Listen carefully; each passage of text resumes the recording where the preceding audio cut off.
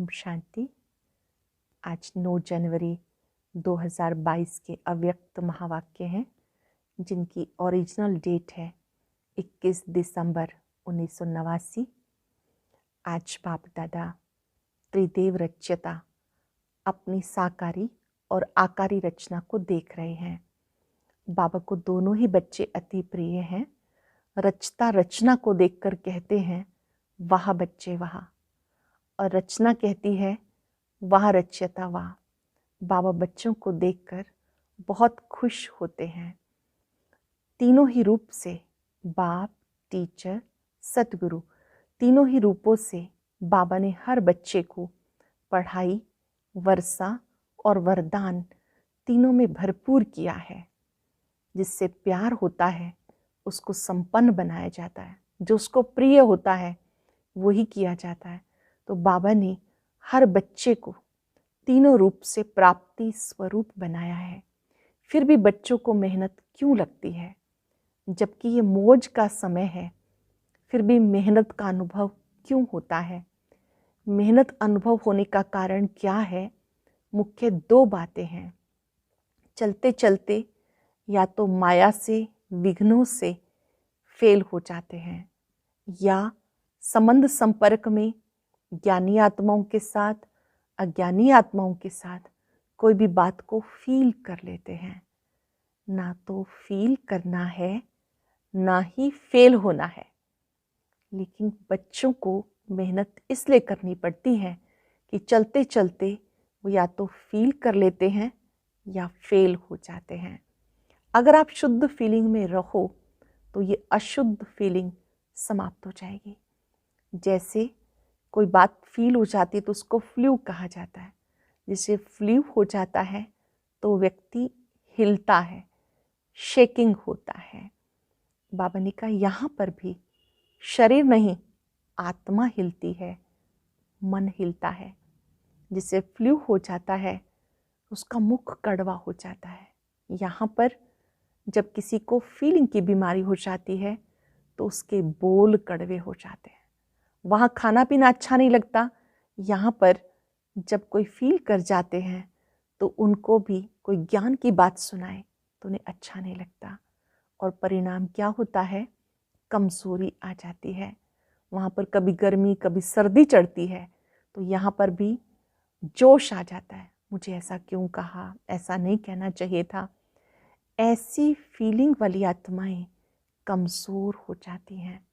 इसलिए बाप दादा बच्चों को एक शुद्ध स्वमान देते हैं। सदा इस नशे में रहो, मैं कोटों में कोई, कोई में भी कोई, शुद्ध ब्राह्मण आत्मा, महान आत्मा, श्रेष्ठ पाठधारी आत्मा हूँ।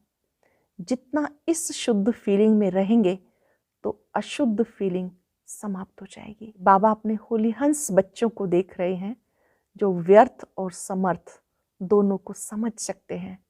जैसे हंस क्या करता है? कंकर को, पत्थर को अलग कर देता है, मोती को अलग कर देता है।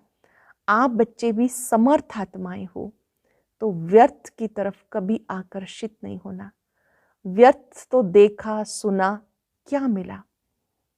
बाप दादा बात कर रहे हैं कि व्यर्थ देखते सुनते क्या बन गए। तन देखो कैसा हो गया, मन देखो कैसा हो गया।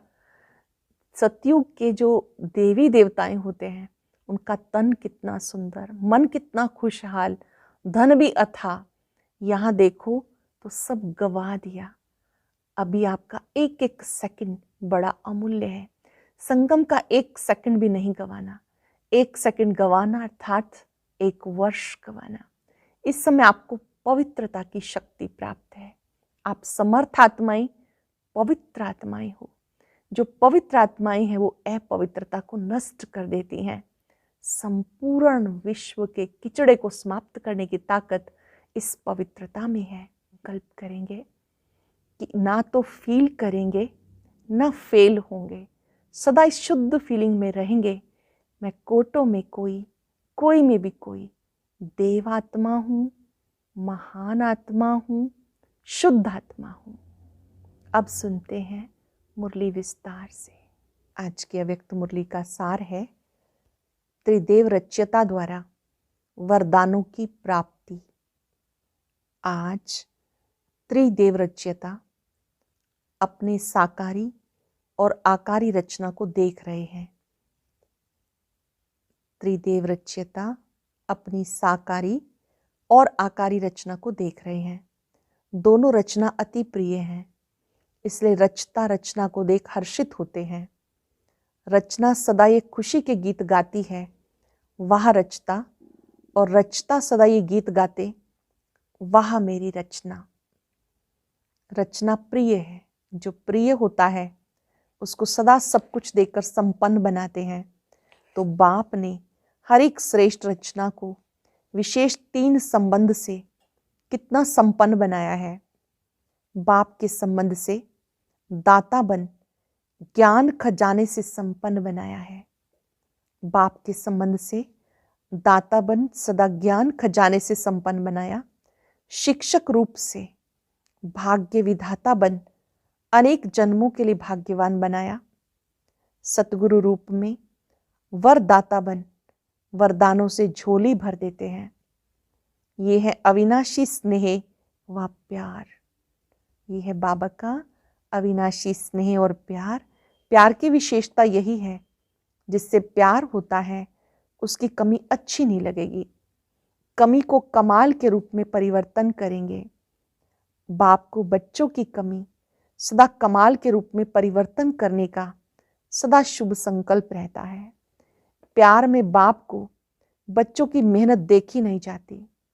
कोई मेहनत आवश्यक हो तो करो, लेकिन ब्राह्मण जीवन में मेहनत करने की आवश्यकता ही नहीं, क्योंकि दाता, विधाता और वरदाता तीनों संबंध से इतने संपन्न बन जाते हो, जो बिना मेहनत रूहानी मौज में रह सकते हो। वर्षा भी है, पढ़ाई भी है और वरदान भी है। जिसको तीनों रूपों से प्राप्ति हो, ऐसे सर्व प्राप्ति वाली आत्मा को मेहनत करने की क्या आवश्यकता है।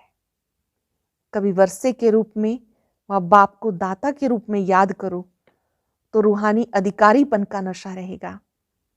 शिक्षक के रूप में याद करो तो गॉडली स्टूडेंट अर्थात भगवान के स्टूडेंट हैं, इस भाग्य का नशा रहेगा। सतगुरु हर कदम में वरदानों से चला रहा है। हर कर्म में श्रेष्ठ मत वरदाता का वरदान है। जो हर कदम श्रेष्ठ मत से चलते हैं, उसको हर कदम में कर्म की सफलता का वरदान सहज, स्वतः और अवश्य प्राप्त होता है। सतगुरु की मत श्रेष्ठ गति को प्राप्त कराती है। गति सदगति को प्राप्त कराती है। श्रेष्ठ मत और श्रेष्ठ गति अपने स्वीट होम अर्थात गति और स्वीट राज्य अर्थात सदगति, इसको तो प्राप्त करते ही हो, लेकिन ब्राह्मण आत्माओं को और विशेष गति प्राप्त होती है। वो है इस समय भी श्रेष्ठ मत के श्रेष्ठ कर्म का प्रत्यक्ष फल अर्थात सफलता। ये श्रेष्ठ गति सिर्फ संगम युग पर ही आप ब्राह्मणों को प्राप्त है।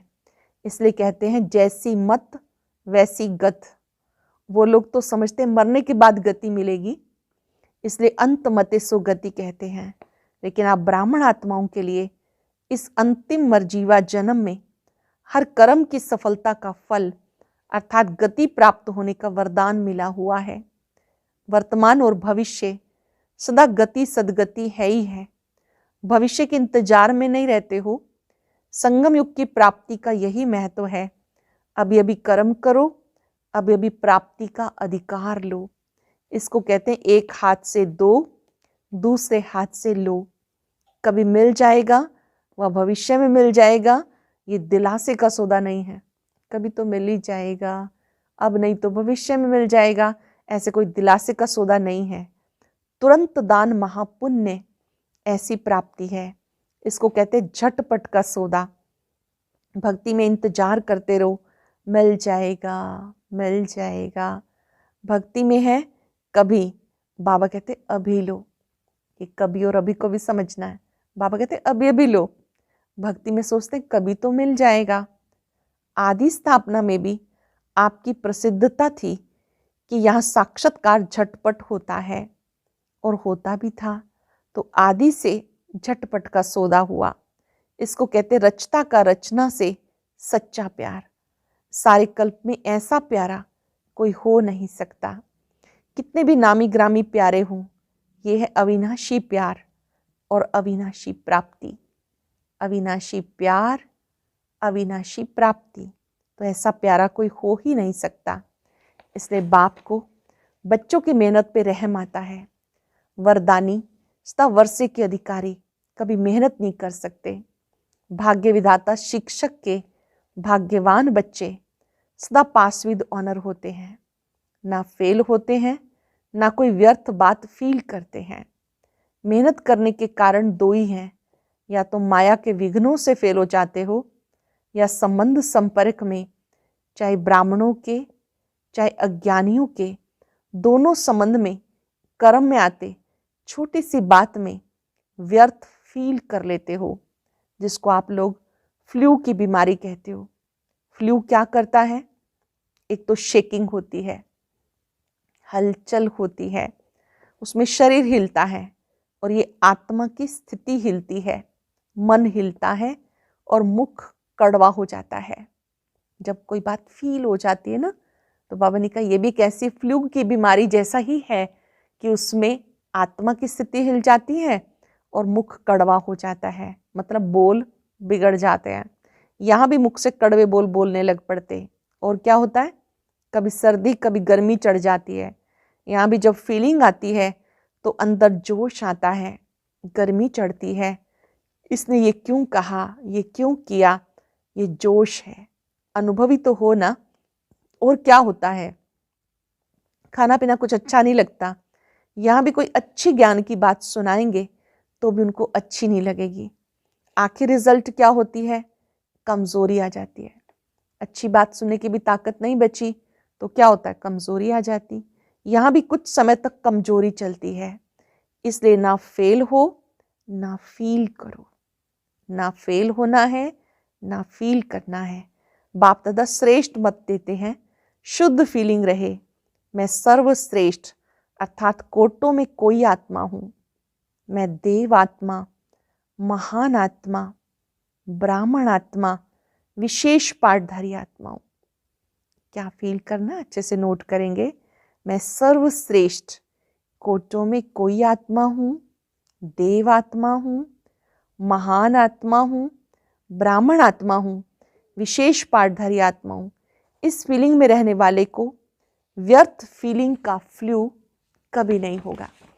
जो इसमें टिक जाएंगे इस स्वमान में, उन्हें कभी कोई बात फील नहीं होगी।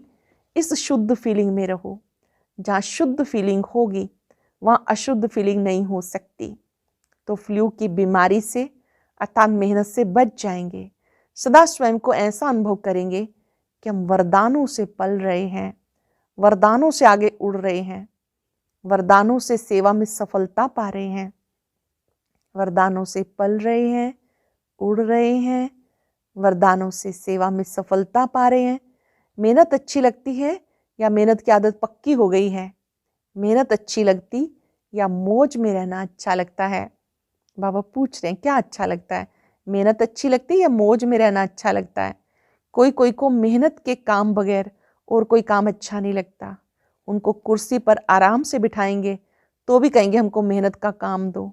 ये तो आत्मा की मेहनत है, और आत्मा 63 जन्म मेहनत कर थक गई है।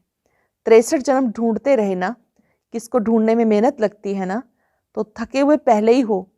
63 जन्म मेहनत कर चुके हो, अब एक जन्म तो मौज में रहो। 21 जन्म तो भविष्य की बात है, लेकिन ये एक जन्म विशेष है। मेहनत और मौज दोनों का अनुभव कर सकते हो। भविष्य में तो वहां सब बातें भूल जाएंगी, मजा तो अभी है। दूसरे मेहनत कर रहे हैं, आप मौज में हो। अच्छा, टीचर्स ने भक्ति की है, भक्तमाला में आप हो। जब भक्ति आपने शुरू की तो भक्तमाला में नहीं हो। डबल फॉरेनर्स भक्तमाला में हो। भक्त बने या भक्तमाला में थे? अभी सब सोच रहे हैं कि हम थे या नहीं थे। विजयमाला में भी थे, भक्तमाला में भी थे। पुजारी तो बने, लेकिन भक्तमाला में थे। भक्तमाला अलग है। आप तो ज्ञानी सो भक्त बने, वो है ही भक्त। तो भक्तमाला ज्ञानियों की माला में अंतर है। ज्ञानियों की माला है विजय माला, और जो सिर्फ भगत हैं, ऐसे नोंदा भक्ति, जो भक्ति के बिना और कोई बात सुनना ही नहीं चाहते, भक्ति को ही श्रेष्ठ समझते हैं, तो भक्तमाला अलग है, ज्ञानमाला अलग है। भक्ति जरूर की, लेकिन भक्तमाला में नहीं कहेंगे, क्योंकि भक्ति का पार्ट बजाने के बाद आप सबको ज्ञान में आना है। वह नोंदा भक्त है, आप नोंदा ज्ञानी हो। आत्मा में संस्कारों का अंतर है। भक्त माना सदा मगता के संस्कारी होंगे। जो भक्त होंगे सदा मगता के संस्कार होंगे। मैं नीच हूँ, बाप ऊंचा है, ये संस्कार होंगे। वह रॉयल भिखारी हैं। आप आत्माओं में अधिकारीपन के संस्कार हैं, इसलिए परिचय मिलते ही अधिकारी बन गए। समझा? आप आत्माओं में अधिकारीपन के संस्कार हैं, इसलिए परिचय मिलते ही अधिकारी बन गए। समझा? भक्तों को भी कोई जगह दो ना, दोनों में आ पाएंगे क्या? उनका भी आधा कल्प है, आपका भी आधा कल्प है। उनको भी गायन कला में आना ही है, फिर भी दुनिया वालों से तो अच्छे हैं, और तरफ बुद्धि नहीं है, बाप की तरफ ही है। शुद्ध तो रहते हैं, पवित्रता का फल मिलता है गायन योग्य होने का। आपकी पूजा होगी, उनकी पूजा नहीं होती, सिर्फ स्टैच्यू बना के रखते हैं गायन के लिए। मीरा का कभी मंदिर नहीं होगा, देवताओं मिसल मीरा की पूजा नहीं होती, सिर्फ गायन है। अभी लास्ट जन्म में चाहे किसी को भी पूज लेवें, धरती को भी पूज लेवें, वृक्ष को भी पूजें, लेकिन नियम प्रमाण उनका सिर्फ गायन होता है, पूजन नहीं। आप पूज्य बनते हो, तो आप पूजनीय आत्माएं हो। ये नशा सदा स्मृति में रखो। आप पूजनीय आत्मा हो, ये नशा स्मृति में रखो। पूज्य आत्मा कभी कोई अपवित्र संकल्प को टच भी नहीं कर सकती, ऐसे पूज्य बने हो। अच्छा, चारों ओर के वर्षे के अधिकारी आत्माओं को सदा पढ़ाई में पास विद ऑनर होने वाले, वरदानों द्वारा वरदानी बन औरों को भी वरदानी बनाने वाले, ऐसे बाप, शिक्षक, सतगुरु के प्यारे, सदा रूहानी मौज में रहने वाली श्रेष्ठ आत्माओं को बाप दादा का याद, प्यार और नमस्ते। रूहानी बच्चों की रूहानी बाप दादा को नमस्ते, गुड मॉर्निंग, शुक्रिया बाबा, शुक्रिया। मुलाकात है बाबा की पंजाब राजस्थान ग्रुप से। सदा अपने को होली हंस अनुभव करते हो? पूछ लेंगे अपने आप से हम सब भी, अपने को होली हंस अनुभव करते हैं? होली हंस अर्थात समर्थ और व्यर्थ को परखने वाले। वह जो हंस होते हैं वो कंकड़ और रतन को अलग करते हैं, मोती और पत्थर को अलग करते हैं। लेकिन आप होली हंस किसको परखने वाले हो? समर्थ क्या है, व्यर्थ क्या है, शुद्ध क्या है, अशुद्ध क्या है। जैसे हंस कभी कंकड़ को चुग नहीं सकता, अलग करके रख देगा, छोड़ देगा, ग्रहण नहीं करेगा, ऐसे आप होली हंस व्यर्थ को छोड़ देते हो, समर्थ संकल्प को धारण करते हो। अगर व्यर्थ आ भी जाए तो धारणा नहीं करेंगे। व्यर्थ को अगर धारण किया तो होली हंस नहीं कहेंगे, वह तो बगुला धारण करता है। व्यर्थ तो बहुत सुना बोला, लेकिन उसका परिणाम क्या हुआ? व्यर्थ बहुत देखा, सुना, बोला, लेकिन उसका परिणाम क्या हुआ? गवाया, सब कुछ गवा दिया, तन भी गवा दिया। देवताओं के तन देखो और अभी के तन देखो, क्या है, कितना अंतर है। जवान से भी बूढ़े अच्छे हैं, तो तन भी गवाया, मन का सुख शांति भी गवाया, धन भी गवाया। आपके पास कितना धन था, अथाह धन कहाँ गया? व्यर्थ में गवा दिया। अभी जमा कर रहे हो या गवा रहे हो? होली हंस गंवाने वाले नहीं, जमा करने वाले। होली हंस कैसे होते हैं? जमा करने वाले, गंवाने वाले नहीं। अभी 21 जन्म तन भी अच्छा मिलेगा, मन भी सदा खुश रहने वाला होगा। धन तो ऐसा होगा जैसे अभी मिट्टी है, अभी मिट्टी का भी मूल्य हो गया, लेकिन वहाँ रत्नों से भी खेलेंगे, रत्नों से मकान की सजावट होगी। तो कितना जमा कर रहे हो? जिसके पास जमा होता है उसको खुशी होती है। अगर जमा नहीं होता तो दिल छोटी होती है, जमा होता है तो दिल बड़ी होती है। अभी कितनी बड़ी दिल हो गई, तो हर कदम में जमा का खाता बढ़ता जाता है या कभी कभी जमा करते हो? अपना चार्ट अच्छी तरह से देखा है? ऐसे समय पर भी कभी कभी व्यर्थ तो नहीं चला जाता? अभी तो समय की वैल्यू का पता पड़ गया। संगम का एक सेकंड कितना बड़ा है, विजुअलाइज करेंगे।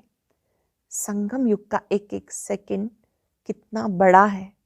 कहने में तो आएगा 1-2 सेकंड ही तो गया, लेकिन एक सेकंड कितना बड़ा है ये याद रहे तो एक सेकंड भी गवाएंगे नहीं। सेकंड गवाना माना वर्ष गवाना।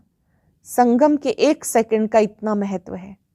संगम का एक सेकंड गवाना अर्थात एक वर्ष गवाना, इसका इतना बड़ा महत्व है। तो जमा करने वाले हैं, गवाने वाले नहीं, क्योंकि या तो होगा गवाना या होगा कमाना। सारे कल्प में कमाई करने का समय अभी है। तो होली हंस अर्थात स्वप्न में, संकल्प में भी कभी व्यर्थ नहीं गवाएंगे। जो होली हंस है, संकल्प में भी कभी व्यर्थ नहीं गवाएंगे। होली अर्थात सदा पवित्रता की शक्ति से अपवित्रता को सेकंड में भगाने वाले, न केवल अपने लिए बल्कि औरों के लिए भी, क्योंकि सारे विश्व को परिवर्तन करना है ना। पवित्रता की शक्ति कितनी महान है ये तो जानते हो ना। पवित्रता ऐसी अग्नि है जो सेकंड में विश्व के किचड़े को भस्म कर सकती है। संपूर्ण पवित्रता ऐसी श्रेष्ठ शक्ति है। अंत में जब संपूर्ण हो जाएंगे तो आपके श्रेष्ठ संकल्प में लगन की अग्नि से सब किचड़ा भस्म हो जाएगा। योग ज्वाला है। अंत में ऐसे धीरे धीरे सेवा नहीं होगी, सोचा और हुआ, इसको कहते विहंग मार्ग की सेवा। गली गली में सेंटर हो, क्योंकि सरकमस्टांस प्रमाण एक गली से दूसरी गली में जा नहीं सकेंगे, एक दो को देख भी नहीं सकेंगे, तो घर घर में गली गली में हो जाएगा ना। अच्छा, आज का वरदान, चलन और चेहरे द्वारा पुरुषोत्तम स्थिति का साक्षात्कार कराने वाले ब्रह्मा बाप समान भव। चेहरे और चलन द्वारा पुरुषोत्तम स्थिति का साक्षात्कार कराने वाले ब्रह्मा बाप समान भव। जैसे ब्रह्मा बाप साधारण तन में होते, सदा पुरुषोत्तम अनुभव होते थे। साधारण में पुरुषोत्तम की झलक देखी, ऐसे फॉलो फादर। कर्म भले साधारण हो पर स्थिति महान हो, चेहरे पर श्रेष्ठ जीवन का प्रभाव हो। जैसे लौकिक रीति कई बच्चों की चलन और चेहरा बाप समान होता है, यहाँ चेहरे की बात नहीं, चलन ही चित्र है। हर चलन से बाप का अनुभव हो। ब्रह्मा बाप समान पुरुषोत्तम स्थिति हो तब कहेंगे बाप समान। ब्रह्मा बाप समान पुरुषोत्तम स्थिति हो तब कहेंगे बाप समान। स्लोगन है, जो एक्रस स्थिति के श्रेष्ठ आसन पर स्थित रहता है वो सच्चा तपस्वी है। जो एक्रस स्थिति के श्रेष्ठ आसन पर सदा स्थित रहता है वही सच्चा तपस्वी है। लवलीन स्थिति का अनुभव करो। ये परमात्म प्यार आनंदमय झूला है। इस सुखदायी झूले में सदा झूलते रहो। परमात्म प्यार में लवलीन रहो तो कभी कोई परिस्थिति व माया की हलचल नहीं आ सकती। परमात्म प्यार में लवलीन रहो तो कभी कोई परिस्थिति व माया की हलचल आ नहीं सकती। आज चलते फिरते ये स्मृति रहे, मैं होली हंस हूँ। और अभी आज का अव्यक्त ज्ञान मोती जरूर सुने। कोशिश करें एक दिन भी मिस ना हो।